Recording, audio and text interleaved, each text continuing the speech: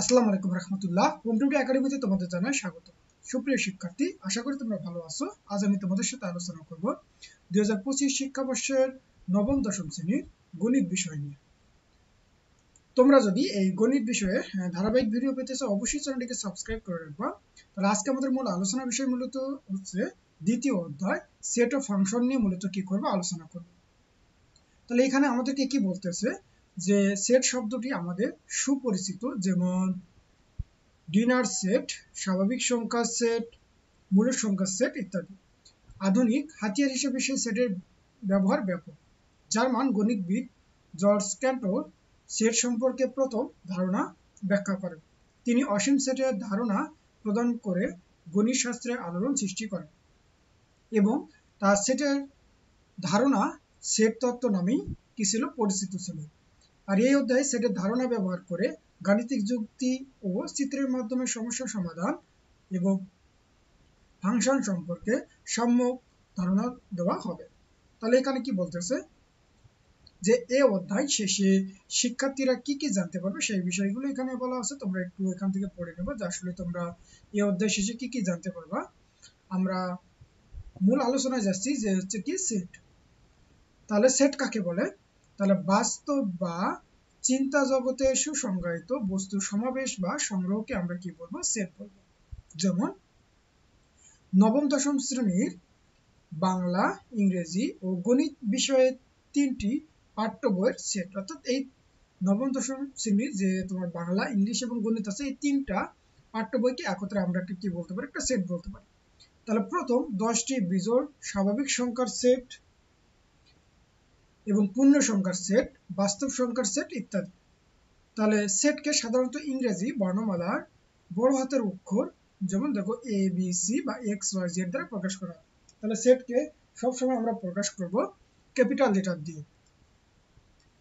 তারপরে যেমন তোমার হচ্ছে এই যে দেখো 2, 4, 6 সংখ্যার 3টি সেট, এই যে সেটকে আমরা ক্যাপিটাল লেটার এ দ্বারা প্রকাশ করলাম। আর সেটের উপাদানগুলোকে আমরা কমা কমা দিয়ে লিখবো এবং প্রথম এবং শেষে একটা সেকেন্ড ব্র্যাকেট দ্বারা কি করতে হবে? আবদ্ধ করতে হবে।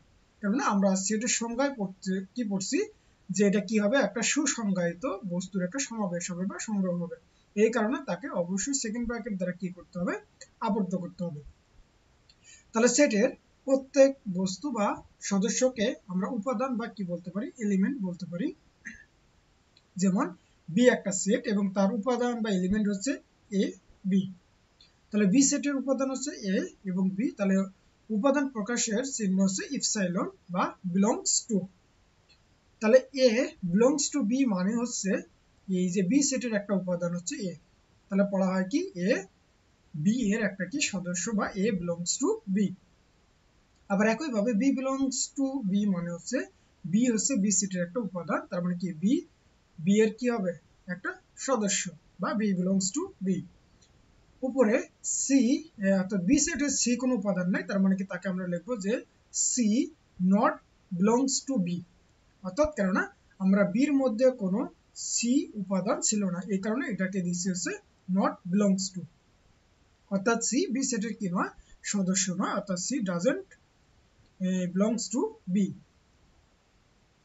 তাহলে আমরা দেখলাম যে কিভাবে আমরা সেটকে প্রকাশ করব। সেটকে প্রকাশ করে মূলত হচ্ছে ক্যাপিটাল লেটার দ্বারা। এবার সেট প্রকাশের পদ্ধতি, অর্থাৎ সেটকে আমরা কয়ভাবে কি করতে পারি? প্রকাশ করতে পারি। তাহলে সেটকে মূলত হচ্ছে দুই পদ্ধতিতে কি করা হয়? প্রকাশ করা হয়। একটা হচ্ছে তালিকা পদ্ধতি, যাকে রোস্টার মেথড বা টেবুলার মেথড বলা হয়, আর একটা হচ্ছে সেট গঠন পদ্ধতি বা সেট বিল্ডার মেথড বলা হয়। তাহলে প্রথমত আমরা হচ্ছে তালিকা পদ্ধতি নিয়ে যদি আলোচনা করি, তাহলে এই পদ্ধতিতে সেটের সকল উপাদান সুনির্দিষ্ট ভাবে উল্লেখ করে দ্বিতীয় বন্ধনী মধ্যে আবদ্ধ করা হয় এবং একাধিক উপাদান থাকলে কমা ব্যবহার করে উপাদানগুলোকে আলাদা করা হয়। যেমন দেখো এ ইকুয়াল হচ্ছে কত? এ কমা বি, অর্থাৎ এটা একটা হচ্ছে সেট। আবার বির উপাদান হতে পারে 2, 4, 6, অর্থাৎ এটাও একটা হচ্ছে কি আবার সেট। বা যে কোনো নামও থাকতে পারে, যেমন হচ্ছে নিলয়, তিশা, শুভ্রা ইত্যাদি, এরকম তোমার নামও থাকতে পারে এবং সেগুলোকে অবশ্যই সেকেন্ড ব্র্যাকেট দ্বারা কি করতে হবে? আবদ্ধ করতে হবে।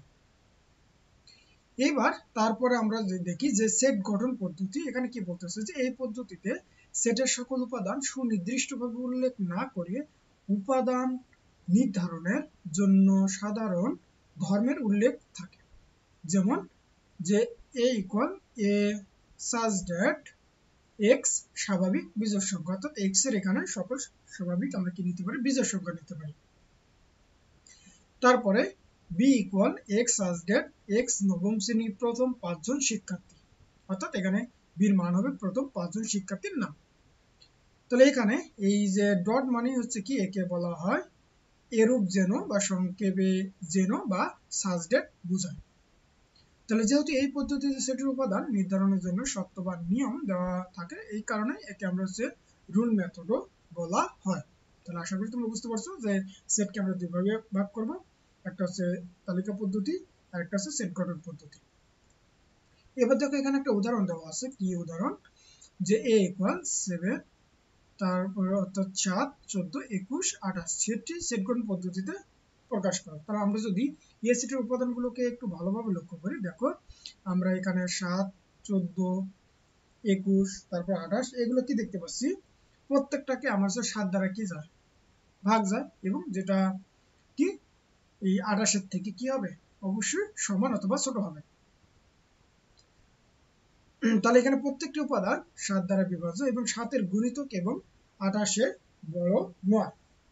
তার মানে আমরা এটাকে যদি সেট গঠন পদ্ধতিতে লিখি, তাহলে আমরা কিভাবে লিখবো, যে x such that x, এখানে একটা কমা, যে 7 এর গুণিতক এবং এখানে কি, যে 0 থেকে বড় হতে হবে এবং 28 এর সমান অথবা কি হবে, ছোট হবে। ঠিক একইভাবে আমরা 2 নম্বর উদাহরণে কি বলতেছে, যে এখানে x such that x 28 এর গুণনীয়ক। তাহলে সেটকে তালিকা পদ্ধতিতে প্রকাশ করো। তাহলে দেখো আমরা 28 কে কত ভাবে লিখতে পারি, তার মানে আমরা এই যে 28 ইকুয়াল আমরা লিখতে পারবো যে 1 গুণন 28, সরি এটা ইংলিশ দিয়ে দিই, তাহলে 1 গুণন কত 28 দিতে পারি, আবার 2 গুণন 14, আবার আমার হচ্ছে 4 গুণন কত 7।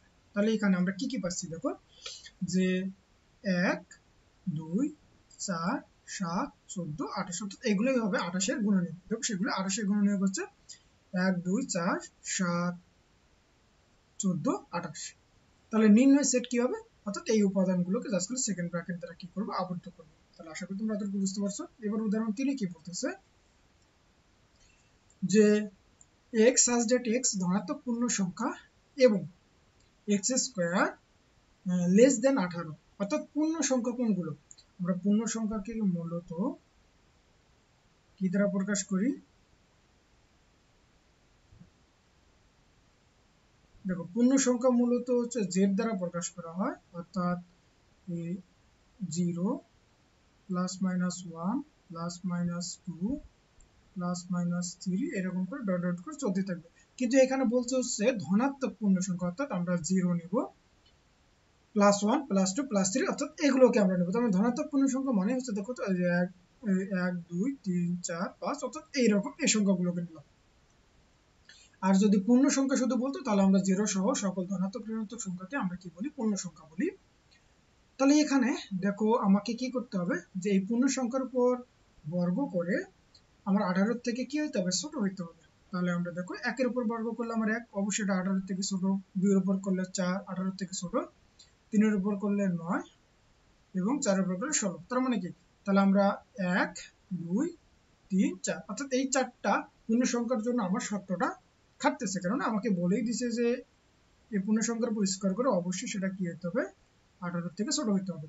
কিন্তু 5 এর উপর যখন তুমি করতেছো তখন কি হয়ে যাচ্ছে, আমার 25 হয়ে যাচ্ছে। 25 কখনো 18 থেকে কি হতে পারে না, ছোট হতে পারে, তার মানে নট ইকুয়াল।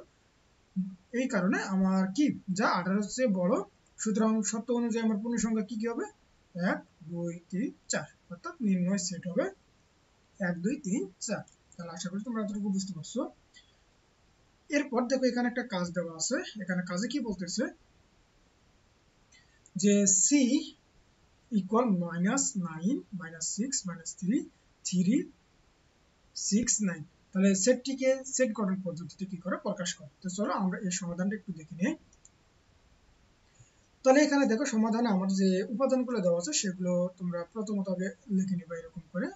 তারপর এখানে কোনো উপাদানই শূন্য নয় এবং 3 এর গুণিতক এবং -9 এর ছোট নয় এবং +9 এর বড় নয়। তার মানে এখানে যে 3 এর গুণিতকগুলো দেওয়া আছে সেগুলো -9 এর থেকে কি না ছোট না বা +9 এর যে বড় না। তাহলে এটাকে আমরা কিভাবে লিখতে পারি যে x such that x is a not equal 0, তার মানে কি কখনো এখানে কোনো 0 মান নেই এবং এখানে কি দেওয়া আছে যে 3 এর গুণিতক সেগুলো কি যে -9 এর সমান অথবা কি হতে হবে বড় হতে হবে এবং +9 এর সমান অথবা কি হতে হবে ছোট হতে হবে। অর্থাৎ এইভাবে তুমি খুব সহজে কি করবে প্রকাশ করবে।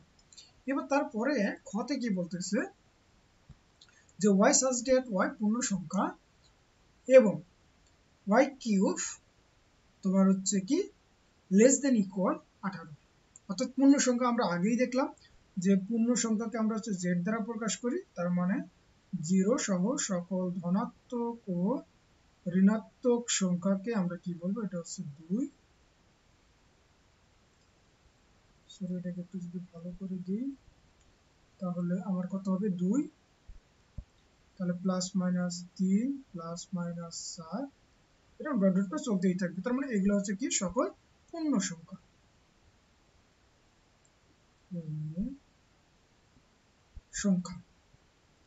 তাহলে এই কিউব করে সেটা 18 সমান অথবা কি হতে হবে ছোট হতে হবে। তো চলো আমরা এইটাকে একটু কি করি তালিকা পদ্ধতিতে প্রকাশ করি।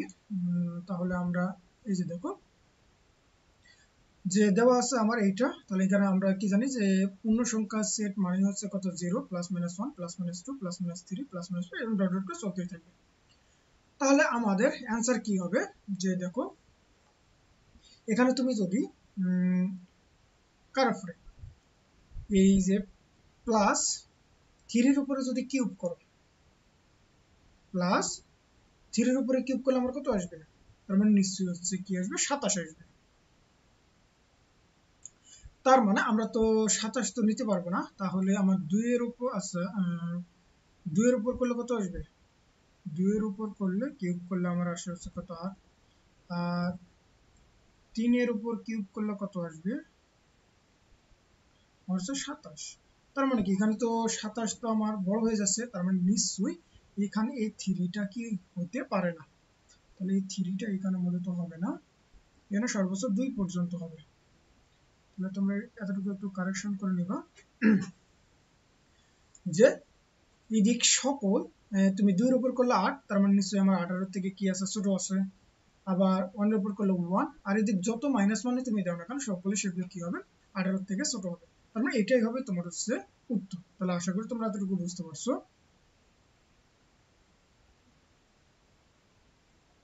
এইবার তারপরে যদি আমরা পরেরটুকু দেখি যে কি বলতেছে, এখানে হচ্ছে সসীম সেট। যে সেটের উপাদান সংখ্যা গণনা করে নির্ধারণ করা যায় তাকে আমরা সসীম সেট বলবো। যেমন দেখো এখানে দেওয়া আছে xyz, তারপরে হচ্ছে এখানে কয়টা 3 থেকে ডট ডট দিয়ে কিছু সাইড, অর্থাৎ শেষে যদি কোনো উপাদান থাকে তাহলে সেটা কি হবে সসীম সেট হবে। এখানে যতগুলোই থাক না কেন কারণ সেগুলোকে আমরা এক সময় গণনা করে কি করতে পারবো শেষ করতে পারবো। আর অসীম সেট আমার কি বলতেছে যে যে সেটের উপাদান সংখ্যা গণনা করে শেষ করা যায় না তাকে আমরা কি বলবো অসীম সেট। যেমন এই যে যেটা একটা পূর্ণ সংখ্যা সেট, দেখো এইদিকে তোমার ডট ডট দেওয়া আছে, এইদিকে ডট ডট দেওয়া আছে, তার মানে কি এগুলো যে কোথায় গিয়ে শেষ হয়েছে তুমি বলতে পারবে না, এই কারণে এগুলো হচ্ছে কি হবে অসীম সেট। দেখো এখানে স্বাভাবিক সংখ্যা সেটকে আমরা কি বলতে পারি অসীম সংখ্যা সেট বলতে পারি। এবার আমরা যদি নিচে আসি, আমাদের এখানে একটা দেখো কাজ দেওয়া আছে, সেই কাজটা মূলত এখন আমরা সলভ করব। এখানে বলতেছে যে সসীম সেট অসীম সেট নির্ণয় করা। দেখো এখানে মাত্র 3টা উপাদান আছে, তার মানে আমরা একে গণনা করে শেষ করতে পারতেছি, তার মানে এটা নিশ্চয়ই কি হবে সসীম সেট। তাহলে এটা কি হবে সসীম, এটা সসীম সেট। আবার দেখো এখানেও তোমার হচ্ছে প্রথম উপাদান আছে এবং শেষেও একটা উপাদান আছে, মাঝখানে ডট ডট দেওয়া আছে, তার মানে কি শেষ উপাদান থাকলে তাকে আমরা কি করতে পারবো গণনা করে শেষ করতে পারবো। এই কারণে মূলত এটাও একটা কি হবে আমার তার মানে এখানে যেহেতু আমার শেষে উপাদান আছে, তার মানে এটাকে আমরা কি করতে পারবো, গণনা করে শেষ করতে পারবো। তার মানে এটাও কি হবে আমার হচ্ছে সসীম সেট।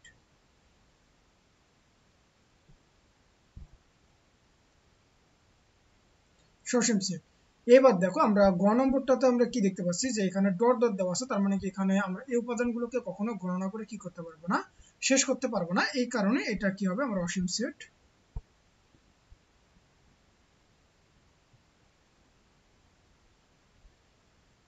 এটা হবে অসীম সেট। এবার দেখো এখানে আমাকে কি বলতেছে যে এক্স সাজ ডেট এক্স পূর্ণ সংখ্যা এবং এক্স এর মান -4 থেকে কি হবে, ছোট হবে। তার মানে এটাও আমার একটা কি হবে, অসীম সেট হবে। কেন হবে আমি বলতেছি, কারণ এটা কি হবে অসীম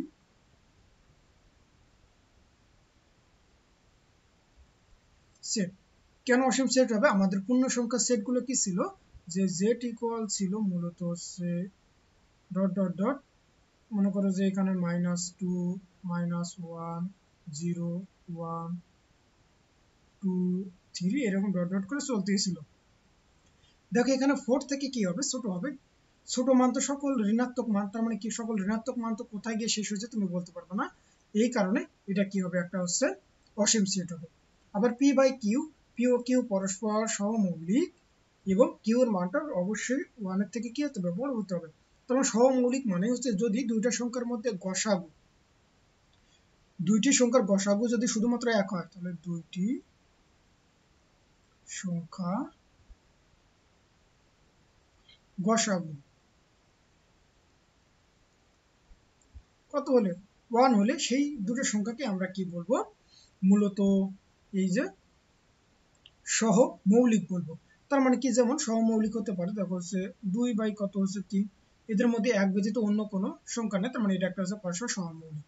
অথবা হতে পারে তোমার হচ্ছে 5 বাই কত হচ্ছে 7, এইরকম কত যে এইরকম সহমৌলিক সংখ্যা আছে তুমি হিসেব করতে পারবে না, তার মানে এটাও হবে কি আমার হচ্ছে অসীম।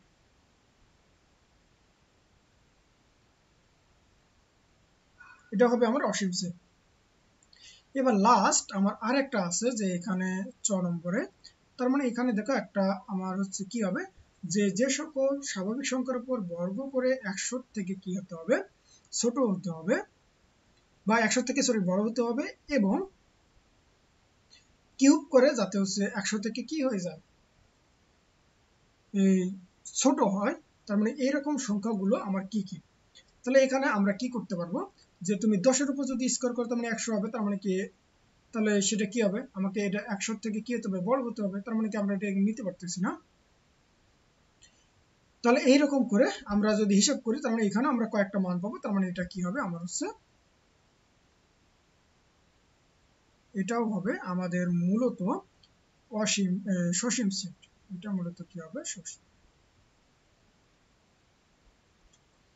সরি এটা সসীম